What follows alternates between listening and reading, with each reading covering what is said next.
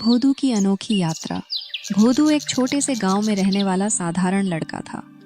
गांव के सभी लोग उसे थोड़ा आलसी और बेपरवाह समझते थे, क्योंकि वह ज्यादातर समय खेतों में या पेड़ों के नीचे आराम करता रहता था। उसकी सबसे बड़ी खासियत यह थी कि वह बहुत शांत और मस्त मौला था।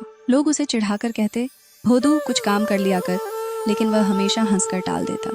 एक दिन गांव में एक साधु बाबा आए जो बहुत विद्वान माने जाते थे। गांव के लोग उन्हें घेर कर खड़े हो गए और उनसे आशीर्वाद मांगने लगे। भोदू भी वहां था, लेकिन हमेशा की तरह वह किनारे खड़ा होकर मस्ती में बादलों को निहार रहा था। अचानक साधु बाबा ने उसे देखा और पास बुलाया। उन्होंने कहा, बेटा, लोग तुझे आलसी समझते हैं, लेकिन तू आलसी नहीं है। तेरे भीतर कुछ बड़ा करने की शक्ति है। भोदू को यह सुनकर थोड़ा अजीब लगा, पर उसने कुछ नहीं कहा। साधु बाबा ने उसे एक काम दिया कि तू अगले 7 दिनों तक सूरज उगने से पहले उठ और गांव के तालाब के पास जाकर ध्यान कर। भोदू ने यह बात मान ली। अगले दिन से उसने ऐसा करना शुरू किया।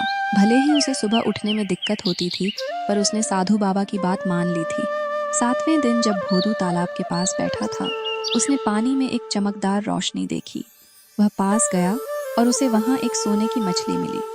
मछली ने उससे कहा, तुमने 7 दिन तक ध्यान किया है, इसलिए तुम्हें एक वरदान मिलेगा। तुम जो भी चाहोगे वह मिलेगा।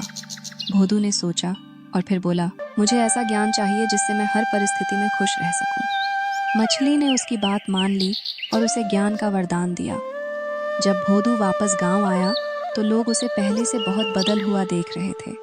अब वह न सिर्फ खुशमिजाज था, बल्कि हर मुश्किल का हल बहुत आसानी से निकाल लेता था।